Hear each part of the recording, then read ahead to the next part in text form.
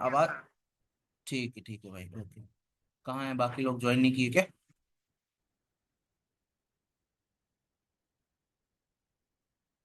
चलो एनीवेज, तो मैं ओपन करता हूँ और हम लोग उस सेशन पे जाते हैं जहां पर हम लोगों ने इसको प्रैक्टिस कर रहे थे, राइट?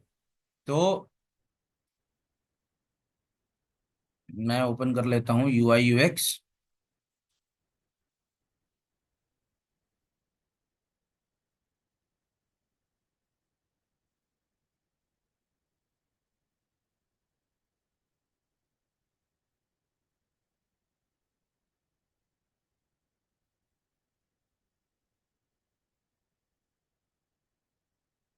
ठीक है। और UI और UX में अगर हम चलें, तो मैंने जावास्क्रिप्ट बेसिक्स में जैसे 5P57, राइट। और स्क्रीन भी मैं शो कर देता हूँ। ठीक है, चलिए। तो हमने ये कंसोल के बारे में सीखा था सब कुछ, ठीक है। तो हम लोगों ने कंसोल के बारे में पूरा डिस्कशन कर लिया था। Advance version of the console के बारे में भी स्टडी करना था, है ना, इसका डिस्कशन करना था। तो advance version of the console क्या होता है? ठीक है, advance version of the console क्या होता है, इसको हम लोग डिस्कस कर लेते हैं। ठीक है। तो इसमें मैंने आपको बताया था कि कंसोल डॉट टेबल का यूज क्या करते हैं हम लोग। कंसोल डॉट टेबल का मैंने यूज बताया था कि आप इसमें ऑब्जेक्ट को भी टैबुलर वे में मतलब display the data in the tabular form. आप इसमें एरे भी दे सकते हैं एंड ऑब्जेक्ट्स भी दे सकते हैं, है ना। एरे भी दे सकते हैं एंड ऑब्जेक्ट भी दे सकते हैं, करेक्ट। मैंने आपको बताया था इसमें कि जो है हम इसमें एरे भी दे सकते हैं और ऑब्जेक्ट भी दे सकते हैं। ये था मेन एजेंडा, है ना। और दूसरा एजेंडा था कि एरे भी है, ऑब्जेक्ट भी है। और ये करता क्या है कि जब हम एरे को कंसोल डॉट टेबल में भेजते हैं, तो हमको पता है कि एरे के पास इंडेक्सेस होते हैं एंड इंडेक्सेस के साथ ही साथ हमारे पास वैल्यूज होती हैं, है ना। इंडेक्सेस तो होते हैं एंड एरे में इंडेक्सेस तो होते हैं, उसके साथ ही साथ उसमें वैल्यूज भी होती हैं, वैल्यूज, है ना। तो क्या होगा कि जो टेबल बनेगा ना, तो टेबल के एक कॉलम में इंडेक्सेस आ जाएंगे। ठीक है, कॉलम 1 में आ जाएगा इंडेक्सेस, और जो कॉलम 2 बनेगा, उस कॉलम 2 में आ जाएंगी वैल्यूज। ठीक है। जैसे अगर मुझे एग्जाम्पल बताना हो, ठीक है, एग्जाम्पल बताना हो, तो जैसे मान लीजिए मैं एक एरे ले लेता हूँ, ARR मतलब एरे ले लेता हूँ, जैसे कलर्स करके। ठीक है। और कलर्स करके एरे ले लेता हूँ, उसमें लिखता हूँ रेड, रेड लिखता हूँ, ग्रीन लिखता हूँ। ठीक है। और अपन एक और ले लेते हैं, येलो ले लेते हैं। ठीक है। अब हम क्या करेंगे, इधर पे आते हैं और कलर्स है तो आगे लेट लगा देते हैं। ठीक है, लेट लगा सकते हैं, बैर लगा सकते हैं, आपकी मर्जी। अब अगर आप इसको कंसोल डॉट टेबल लिखते हैं, कंसोल डॉट टेबल, और कंसोल डॉट टेबल्स में अगर आप सिर्फ कलर्स डाल देते हैं, राइट, सिर्फ कलर्स डाल देते हैं, तो क्या होगा कि आ, ऐसे टेबल बन जाएगी जिसमें, अच्छा अब आपको पता है कि जो रेड है वो कौन से इंडेक्स में आ रहा है भाई लोग, 0 इंडेक्स पे आ रहा है। जो ग्रीन है वो 1 इंडेक्स पे आ रहा है, और जो येलो है वो 2 इंडेक्स पे आ रहा है कि नहीं, बराबर। तो आपको क्या करना होगा, आप इस पे लिखोगे 0, इस पे लिखोगे 1, इस पे लिखोगे 2।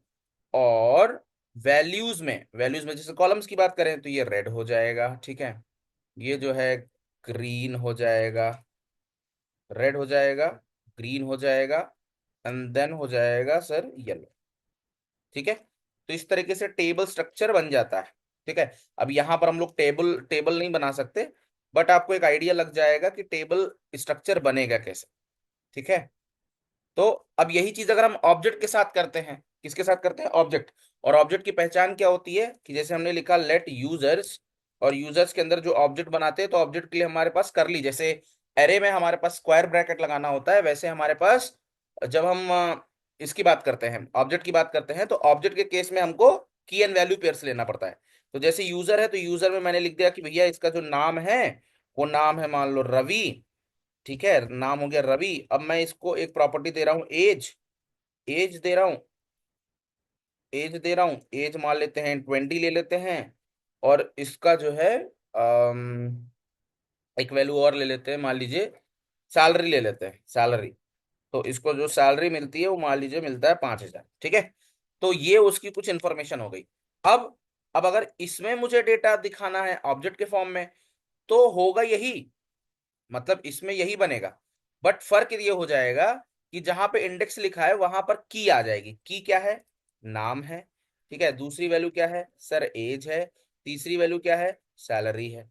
तो मतलब कीज का एक कॉलम बन जाएगा, और वैल्यूज तो वैसी की वैसी आ जाएंगी जैसे होना चाहिए। जैसे रवि हो गया, यहाँ पर वैल्यू इसकी 20 आ जाएगी, और यहाँ पर इसकी जो सैलरी है वो आ जाएगी येलो की जगह पे, क्या आ जाएगी? 5,000। ठीक है, तो ये इसका एडवांस वर्जन था। आइए इसको थोड़ा सा ब्राउजर पे भी देख लेते हैं।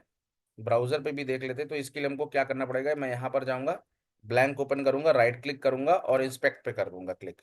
इंस्पेक्ट पे क्लिक करने के तत्पश्चात मुझे क्या करना होगा? मुझे जाना होगा कंसोल पे, है ना। कंसोल पे जाएंगे और कंसोल पे मैं लिखता हूँ, जैसे कि यहाँ पे मैंने कोड लिखा है, ये मैं आपके सामने लिखता हूँ क्या। ये देखिए, ये लेट लिखा।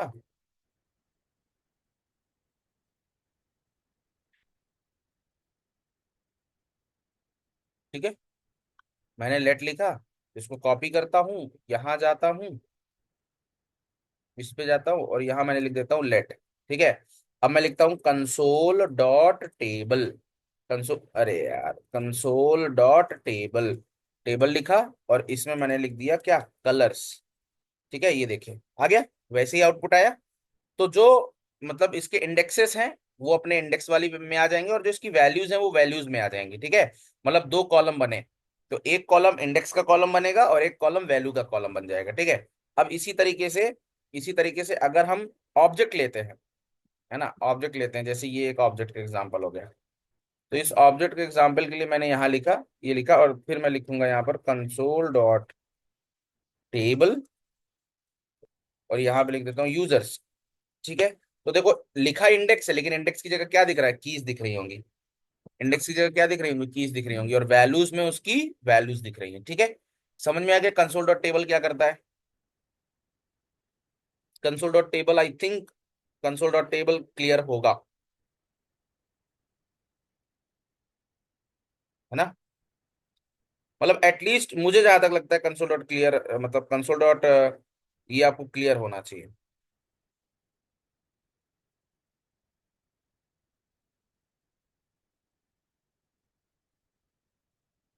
ठीक है,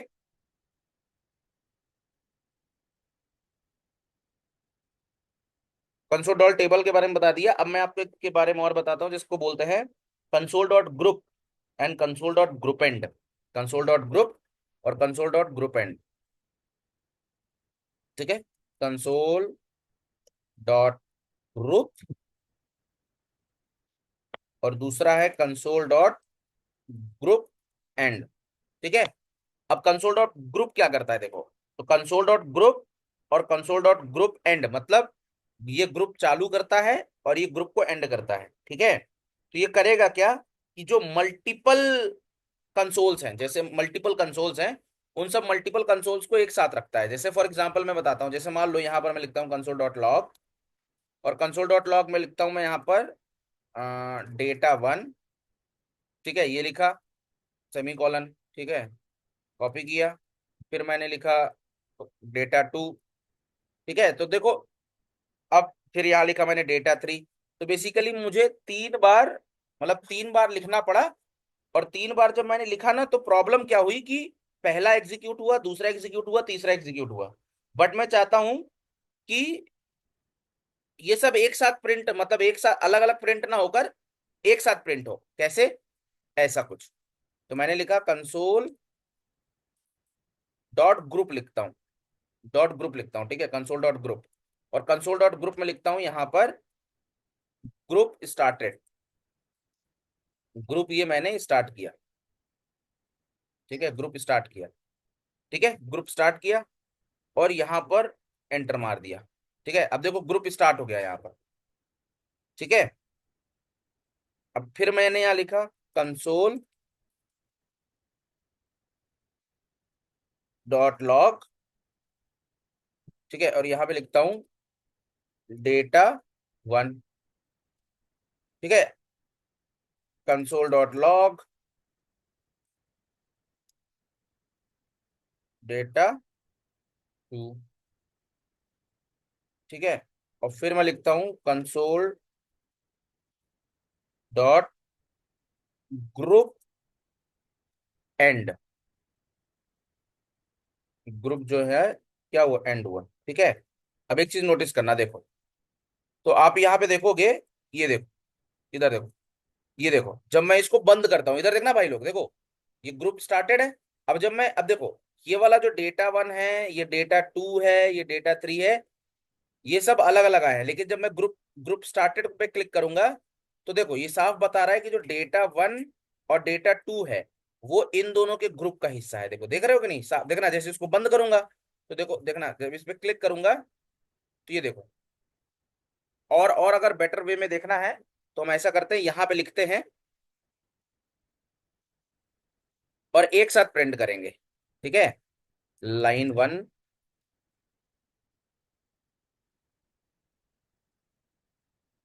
और लाइन टू, ठीक है।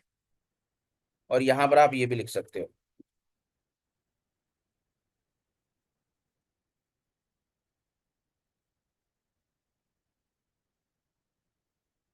ग्रुप स्टार्टेड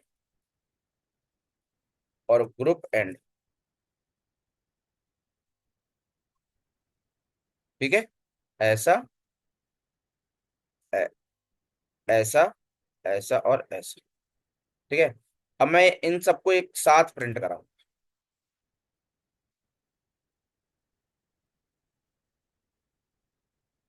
देखिएगा, एंटर किया। अरे यार, स्पेलिंग गलत कर दी मैंने,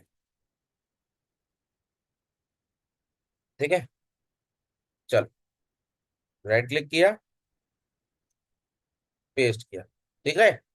अब एंटर किया, देखो, ये देखो, आउटपुट क्या है, लाइन वन लाइन टू। अब ये एक ग्रुप का है, कैसे, ये देखो, देख रहे हो, ये देखो, ये दोनों एक ही ग्रुप का है, तभी आउटपुट एक साथ दिख रहा है, अदरवाइज अलग अलग दिखता।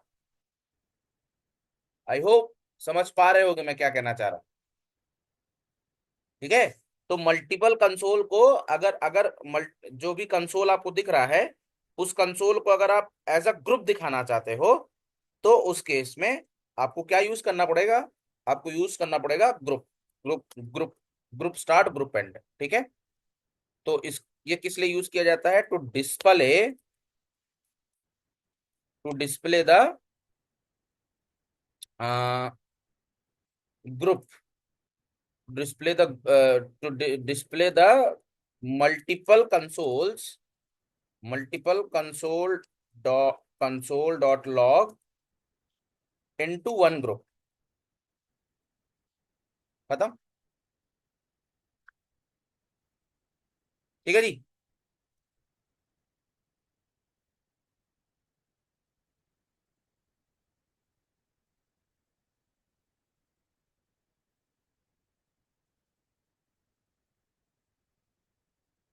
ठीक है, इसी तरीके से,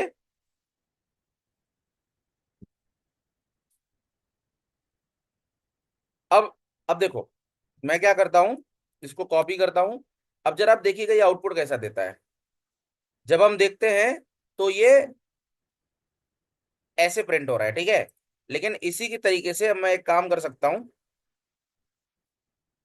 यहां मैं लिख सकता हूं ग्रुप कोलैप्स्ड, ऐसे। अब जब मैं यहाँ पे ग्रुप कोलैप्स लिखूंगा, ये देखिए, फर्क देखा, फर्क ये है, पता है क्या, जब आप ग्रुप लिखते हो, तो ये बाय डिफॉल्ट ओपन हो जाता है, ठीक है। ये दिस, ये जो आउटपुट है, this output will be open by default, ठीक है, बाय डिफॉल्ट ओपन होगा। लेकिन जो ये वाला होगा, ये बाय डिफॉल्ट ओपन नहीं होता, इसको ओपन करना पड़ता है, ठीक है। दिस आउटपुट विल बी,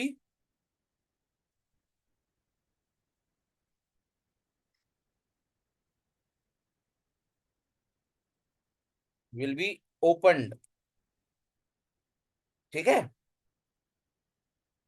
आ गया, आगे बढ़ते हैं। अब हमारे पास होता है, एक और होता है, जिसको बोलते हैं, अगर देखो अगर तुमको फर्क नहीं दिख रहा तो मैं फिर से दिखा देता हूं। यूजिंग ग्रुप, ठीक है, यहां पर यूजिंग ग्रुप लिख रहा हूं, यूजिंग ग्रुप लिख रहा हूं, और इसके अंदर मैं लिखूंगा using collapse, group collapse, using, दोनों साथ में चलाऊंगा ना तो आपको दिख जाएगा ग्रुप कोलैप्स्ड, ठीक है। अब देखो सबसे पहले मैं इसको चलाऊंगा, फर्क देखना, फर्क देखिएगा आप, इस पे आया, क्लियर किया, ठीक है, क्लियर किया,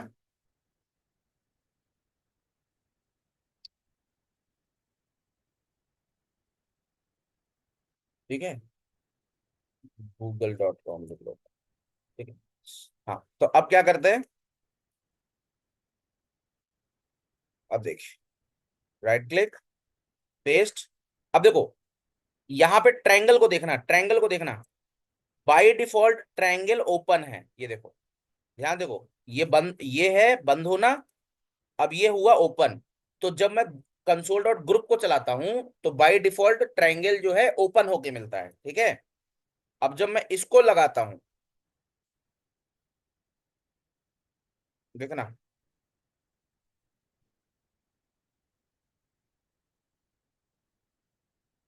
ग्रुप कोलैप्स, ये देखो बंद मिलेगा। कोलैप्स का मतलब ही है बंद, ठीक है। कोलैप्स का मतलब जब लोग बोलते हैं ना कि अरे यार बिल्डिंग गॉट कोलैप्स्ड, बोलते हैं ना कोलैप्स, जैसे बिल्डिंग ढह जाती है, कोलैप्स हो जाती, कोलैप्स का मतलब ढह जाना, ठीक है। तो कोलैप्स फॉर्म में दिख रहा है, कोलैप्स फॉर्म में, ठीक है। चल, अगला आते हैं कंसोल डॉट, अब कंसोल का एक और भाई होता है जिसको बोलते हैं कंसोल डॉट टाइम, ठीक है, कंसोल डॉट टाइम। तो कंसोल डॉट टाइम और console dot time and, time and, तो बेसिकली क्या होता है कि ये किस लिए यूज किया जाता है, to check the performance, to check the performance, performance of the code, ठीक है। कोड का परफॉर्मेंस चेक करने के लिए, मतलब ये चेक करने के लिए कि कोड इज फास्ट और स्लो। तो अब देखो जैसे आपने घड़ी चलाई होगी, तो घड़ी में स्टॉप वॉच होता है, तो क्या होता है, स्टॉप वॉच जब आप चलाते हो तो पहले आप टाइमर को ऑन करते हो, ठीक है। तो जब टाइमर ऑन करते हो तो, जब टाइमर ऑन करते हो तो एक टाइम आपके पास आ जाता है, ठीक है। फिर इसके बाद क्या रहता है, घड़ी चलती रहती, चलती रहती, चलती रहती, चलती रहती, चलती रहती है। फिर इसके बाद एक, जैसे फॉर एग्जांपल मान लो हम लोगों ने टाइमर स्टार्ट किया 10:10 पे, ठीक है। तो ये हो गया इसका स्टार्ट टाइम। अब ये टाइमर चलता रहेगा, चलता रहेगा, चलता रहेगा। इसके बाद जब आप एंड करोगे, मतलब दोबारा जब स्टॉप वॉच को क्लिक करोगे, मान लो 10:50 पे आपने बंद किया, तो ये इसका एंड टाइम होगा, करेक्ट। और डिफरेंस कैसे निकलेगा, डिफरेंस निकालने के लिए स्टार्ट टाइम को, मतलब जो एंड टाइम होगा उसको घटाना पड़ेगा, किससे, स्टार्ट टाइम से, मानते हो ना। तभी तो पता चलेगा, जिसका भी डिफरेंस कम आएगा, जो भी डिफरेंस कम आएगा, जिसका डिफरेंस कम आएगा वो कोड उतना ज्यादा फास्ट है,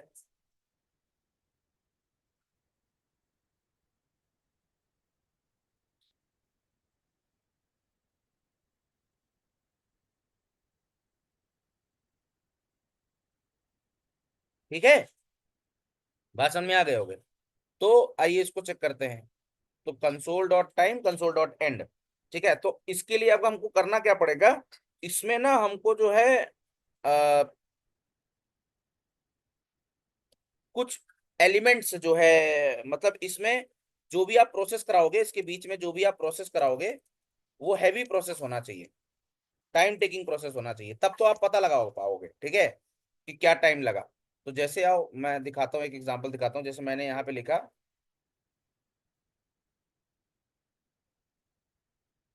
ठीक है। जैसे फॉर एग्जांपल मैंने क्या लिखा, मैं यहाँ पर लिखता हूँ कंसोल डॉट,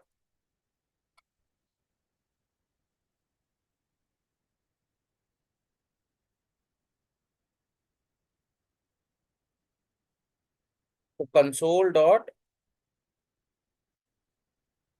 टाइम लिखा, और मैंने यहाँ लिखा टाइम स्टार्टेड, ये क्लॉक स्टार्टेड, ठीक है। फिर यहाँ लिखा हूँ console dot time and, clock stopped. अब मैं यहाँ पे क्या करने वाला हूँ, मैं यहाँ पे लिखूंगा let A R R array equal to array, array. अब मैं एरे, एक एरे बना रहा हूँ न्यू एरे करके, array equal to new array, एक एरे बना रहा हूँ। और इस एरे में मैं 10,000 एलिमेंट रखता हूँ। 10,000 या, हाँ मतलब 1 लाख एलिमेंट रख देते हैं जैसे। कितने एलिमेंट रख देता हूँ? 1 लाख। ठीक है। और सबको मैं फिल कर दूंगा किससे? जीरो से, या ए से फिल कर देता हूँ, ए से।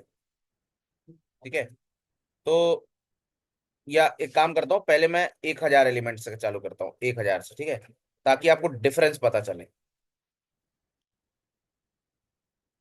ठीक है।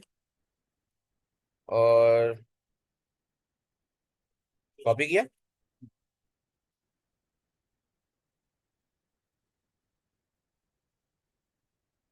देखिएगा।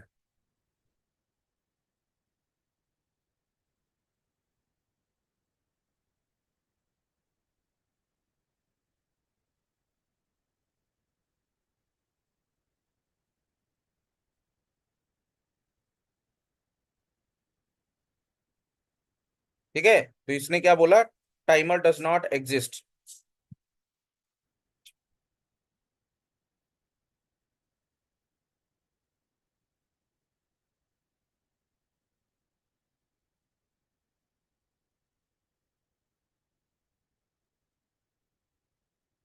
ठीक है, क्या कह रहा है?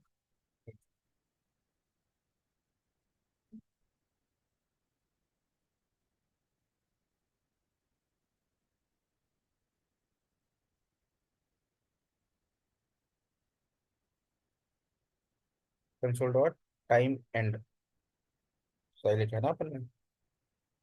हाँ, ठीक है ना? अब टाइम एंड हो गया। अब इसमें मैं थोड़ा सा बढ़ाता हूँ।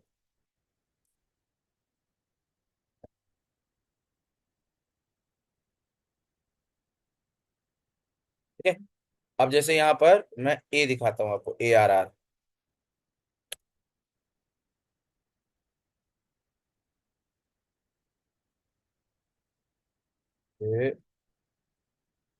ये देखो, देख रहे हो कितना बड़ा है डेटा?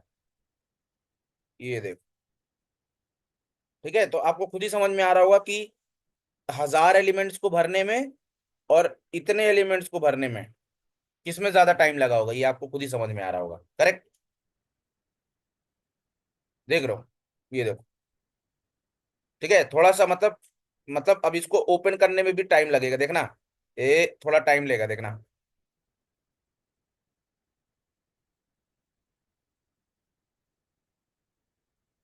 ये देखो, थोड़ा टाइम ले रहा है।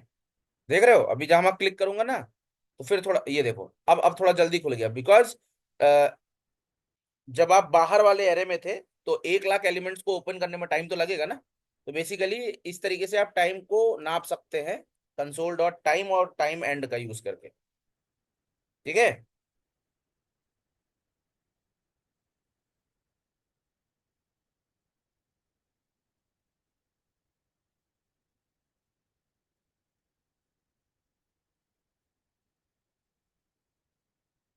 और तो ये हो गया कंसोल डॉट टाइम के बारे में।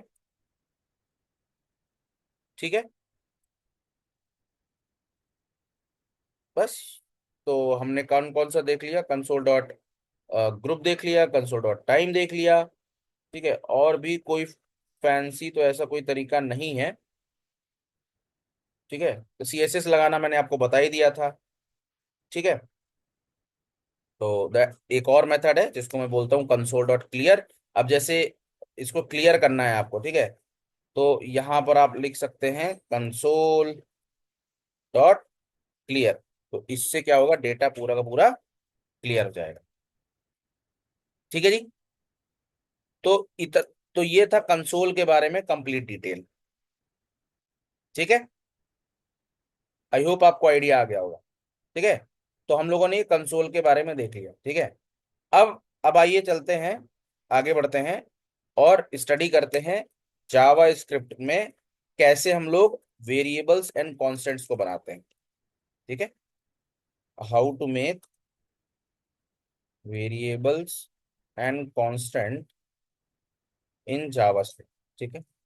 वेरिएबल्स और कांस्टेंट में जावास्क्रिप्ट में वेरिएबल और कांस्टेंट कैसे बनाते हैं, तो इसके लिए मैं क्या करता हूँ, कॉपी करता हूँ कोड को और एक नया फाइल बनाता हूँ जिसको मैं बोलता हूँ p8.p8.html।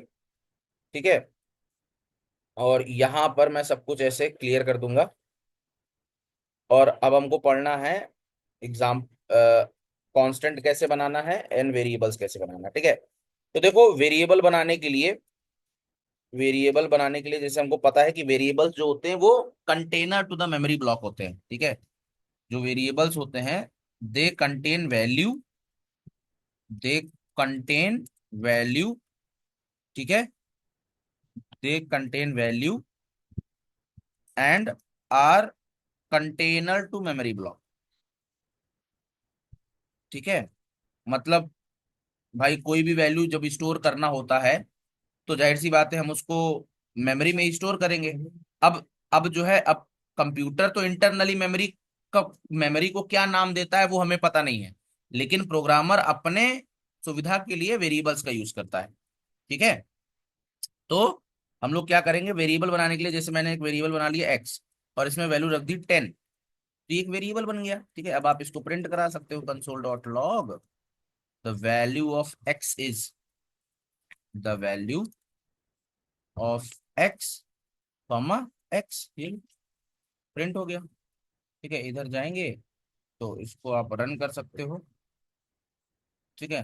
रन करने के लिए जहां पर भी इसको सेव किया है उस पे जाइए, राइट क्लिक करिए, ओपन विथ, यहाँ पर आएगा ओपन विथ, और जो भी आपका फेवरेट ब्राउजर है उस पर देख लीजिए तो ये दिख जाएगा। अब हमने कंसोल कराया तो आउटपुट दिख जाएगा, the value of x is 10। ठीक है। तो इस तरीके से हम लोग वेरिएबल बनाते हैं। That's it. ठीक है। अब ये हो गया वेरिएबल। वेरिएबल को आप एक और तरीके से डिक्लेयर कर सकते हैं। उस तरीके को बोला जाता है लेट। ठीक है। लेट, जैसे वैर है उसी तरीके से आप यहाँ लिख सकते हैं लेट। ठीक है। अब यहाँ पर एक्स एक बार यूज हो चुका है तो मैं इसको लिखूंगा लेट, मान लेते हैं नेम इक्वल टू रवि, किसी भी टाइप की वैल्यू डाल सकते हो। अब मैंने यहाँ लिख दिया नेम और यहाँ लिख दिया द वैल्यू ऑफ नेम। तो हम इधर आके रिफ्रेश करेंगे तो ये देखने को मिल जाएगा। ठीक है। तो ये वेरिएबल है, ये भी वेरिएबल है, ये भी वेरिएबल है।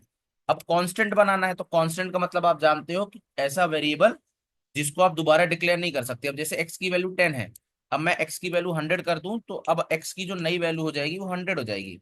ये देखिए, एक्स की नई वैल्यू जो है 100 हो जाएगी। एक्स, मैं इसको पहले क्लियर कर देता हूँ। ये देखिए, एक्स की वैल्यू पहले 10 थी, अब 100 हो गई। ठीक है। तो मैं इसको रिफ्रेश करके एक काम करता हूँ, यहाँ पर मतलब वेरिएबल है ना, अब वेरिएबल में तो आप मल्टीपल वैल्यूज असाइन कर सकते हो। ठीक है।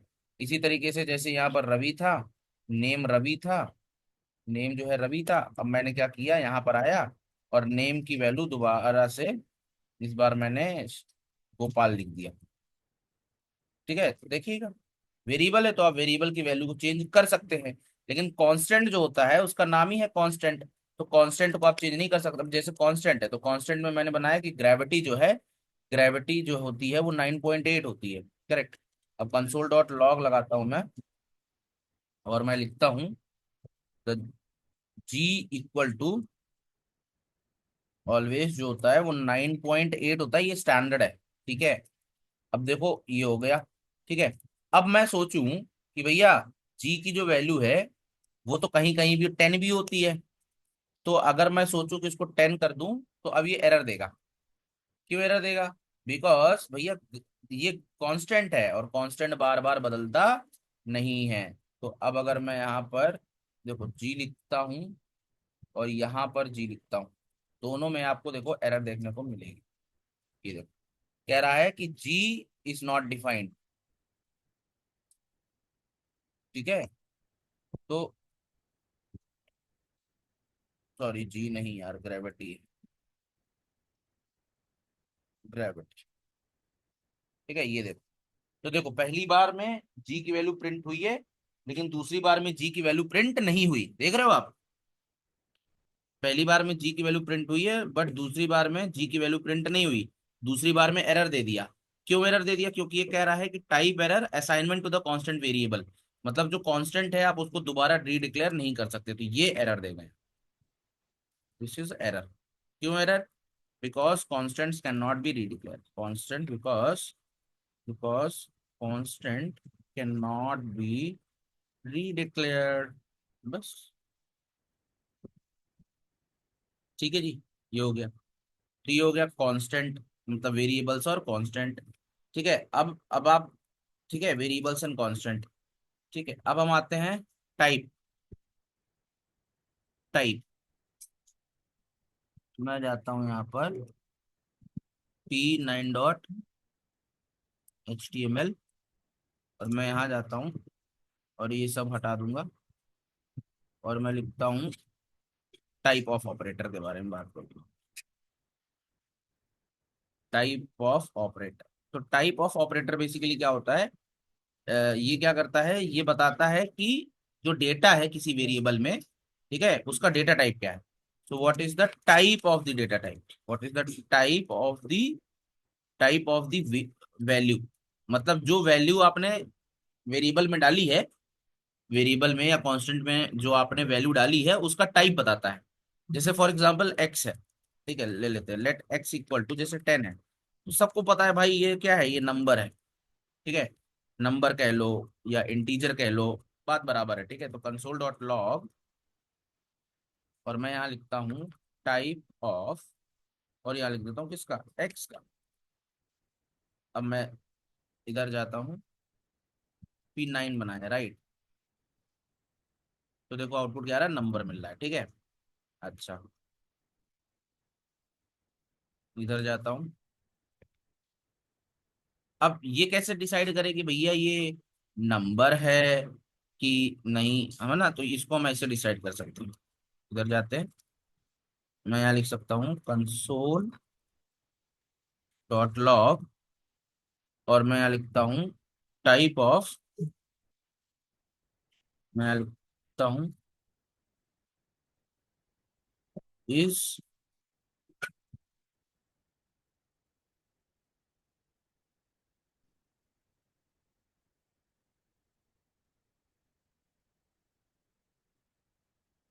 Math dot.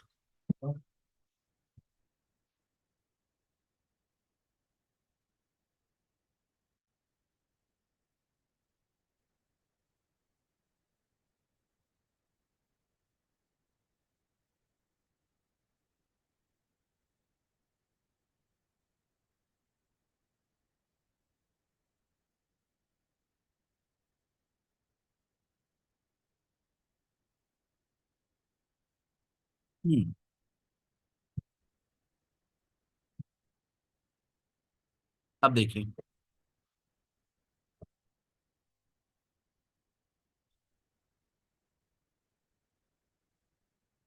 है ना? अब देखिए यहाँ पर, जब आप, जैसे ये 10 है ना, तो 10 पे देखिए आपको बहुत सारे मेथड्स देखने को मिलेंगे, जैसे to exponential, to fix, to locale string, है ना, टू प्रिसिशन, टू टू जो है स्ट्रिंग है, टू वैल्यू ऑफ है, वगैरह वगैरह दिया हुआ है। ठीक। तो क्या होता है, जैसे फॉर एग्जांपल अभी मैं एक नंबर लेता हूँ दूसरा, जैसे y इक्वल टू लेता हूँ 10.50। ठीक है, और इसको मैं कंसोल डॉट लॉग कराता हूँ और लिखता हूँ टाइप ऑफ y।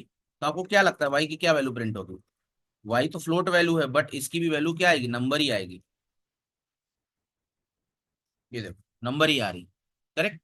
अब लेकिन दोनों में डिफरेंस क्या है भाई? दोनों तो एक ही कैटेगरी के हैं ना, नंबर कैटेगरी के। अब आप कहोगे सर तो हम आइडेंटिफाई कैसे करेंगे, वो मैं बताता हूँ, बट अलग अलग पहले टाइप देख लेते हैं। जैसे दोनों की एक कैटेगरी है नंबर, ठीक है।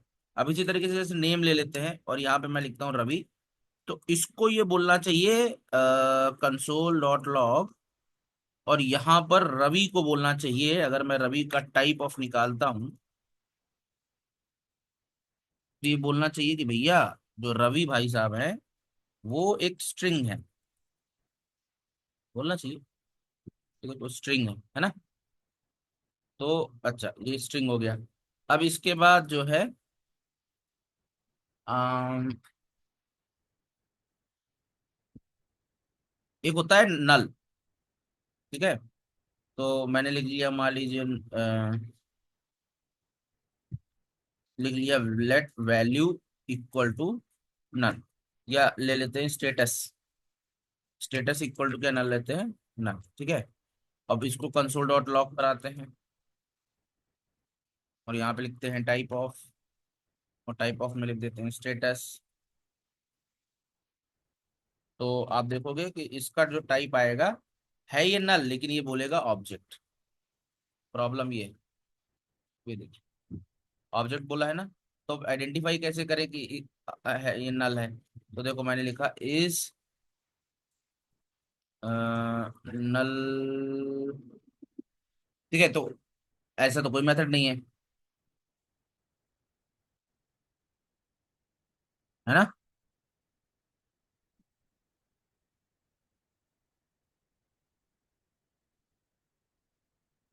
ठीक है, तो इसके लिए हमको फिर दूसरा तरीका लगाना पड़ेगा। मतलब नल को ये क्या कह रहा है, देखो ऑब्जेक्ट कह रहा है ना नल को। तो अगर हम ध्यान से देखें तो नल को ये ऑब्जेक्ट कह रहा है, ये ऑब्जेक्ट कह रहा है। ठीक है, नल को क्या कह रहा है, ऑब्जेक्ट कह रहा है। तो कोई तो तरीका होगा चेक करने का,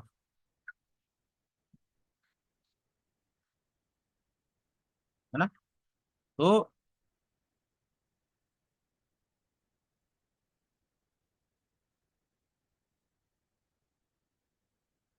कोई तरीका होता होगा।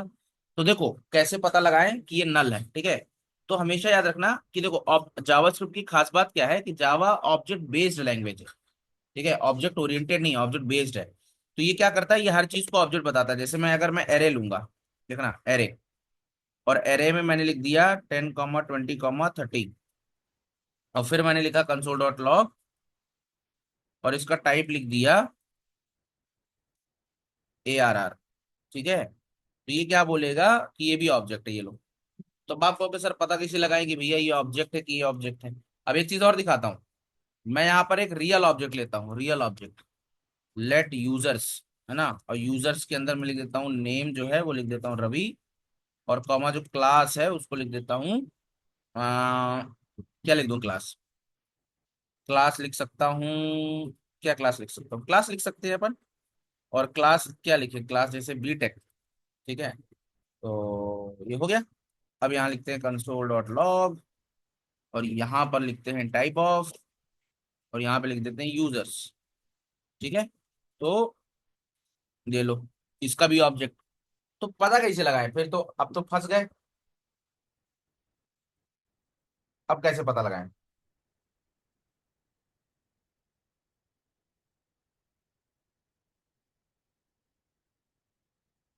हैं।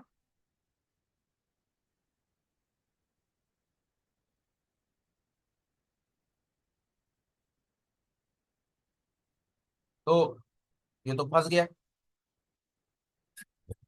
अब क्या करें,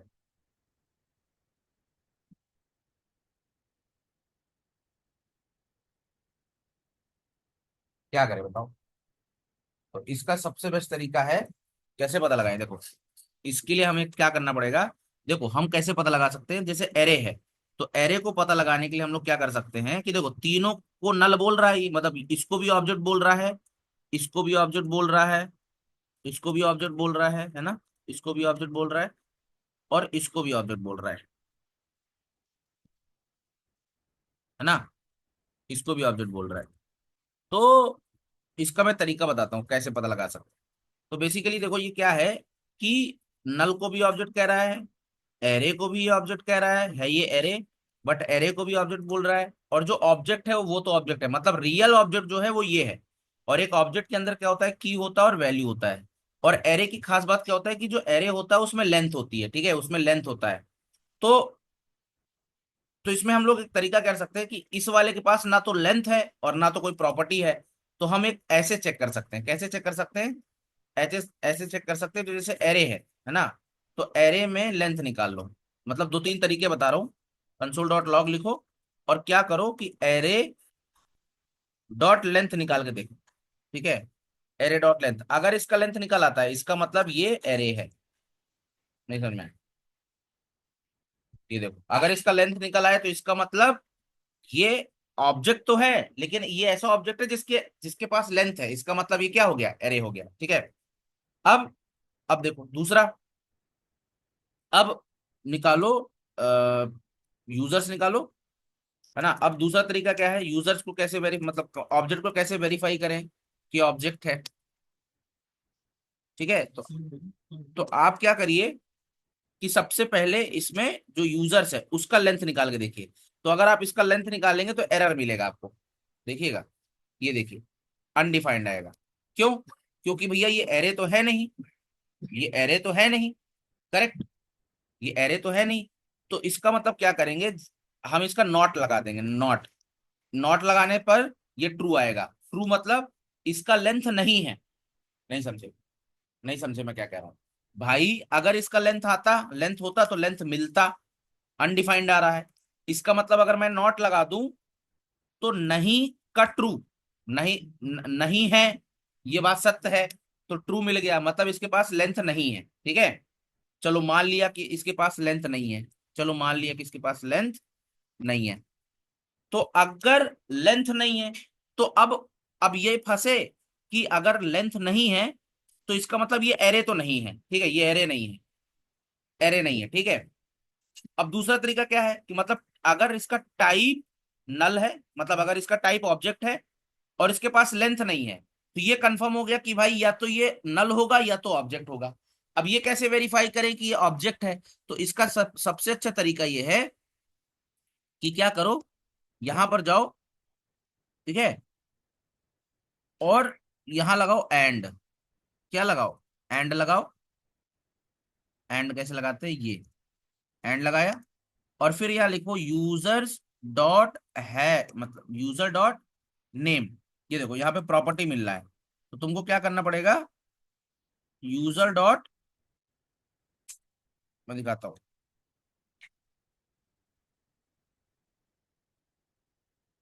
तो यहाँ लिखना पड़ेगा ऑब्जेक्ट डॉट हैज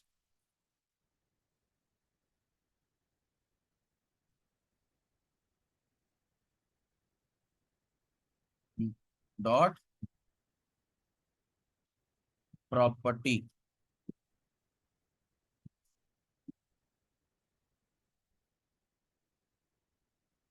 ये देखो,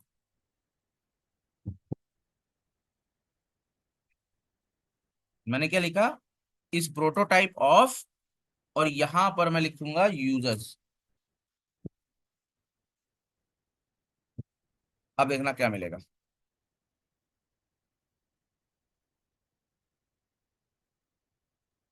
ठीक है, या आप यह लगा दो, ये लगा,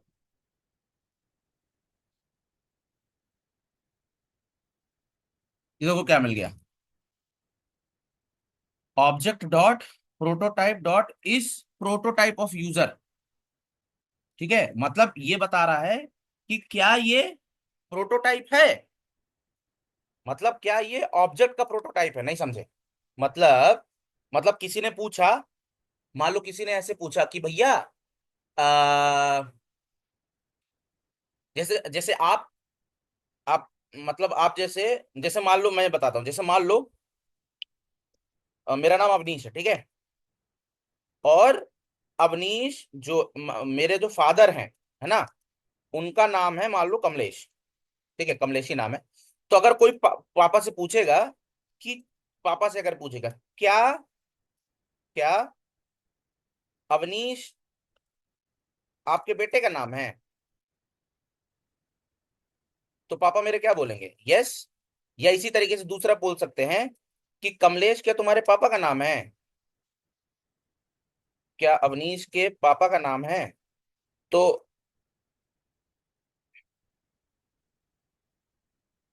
मैं बोलूंगा यस। तो उसी तरीके से ये भी है। तो किसी ने पूछा कि ये जो है, क्या ये ऑब्जेक्ट है क्या, यही पूछ रहा है, क्या ये ऑब्जेक्ट का टाइप है, तो तो ये बोल रहा है ट्रू, हाँ। अब यही चीज अगर मैं इसके साथ ट्राई करता हूं, देखना, एरे के साथ या नल के साथ ट्राई करता हूं।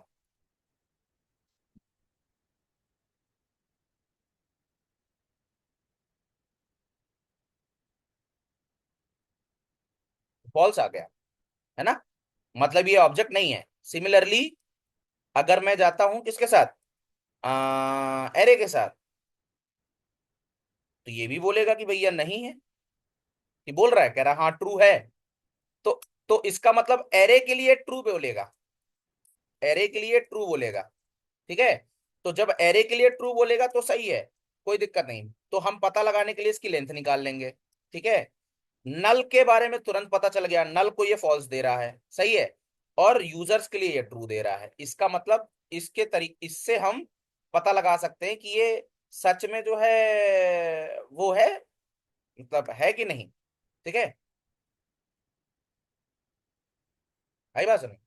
बाकी एरे के बारे में पता लगाने का एक बेस्ट तरीका ये है, देखो क्या, कंसोल डॉट लॉग करो और यहां लिख दो एरे इज एरे। ये देखो, तो ये बताएगा कि भैया एरे है कि नहीं। ये देखो बताया देगा, ये बताया कि हाँ ये एरे है। ये देखो, इज एरे, क्या ये एरे है, तो ये कहेगा हाँ ये एरे है। सही है। तो इस तरीके से थोड़ा जावास्क्रिप्ट जो है ना, थोड़ी अटपटी लैंग्वेज है, तो आप इस तरीके से पता लगा सकते हो। ठीक है जी, आई होप आपको क्लियर आया होगा समझ में। तो वेरिएबल्स, कांस्टेंट और डेटा टाइप्स के बारे में हम लोगों ने पढ़ लिया। ठीक है, मैं बहुत बेसिक लेवल पे चल रहा हूँ, एडवांस लेवल पे नहीं चल रहा हूँ। एडवांस लेवल पे जब बैचेस बनेंगे, ठीक है, कोई पेड बैच बनेगा या आपका बैच कन्वर्ट होता है पेड में, तो हम लोग जावास्क्रिप्ट को और डिटेल में सीखेंगे। ठीक है, तो अभी के लिए thank you very much, good night, bye bye, take care.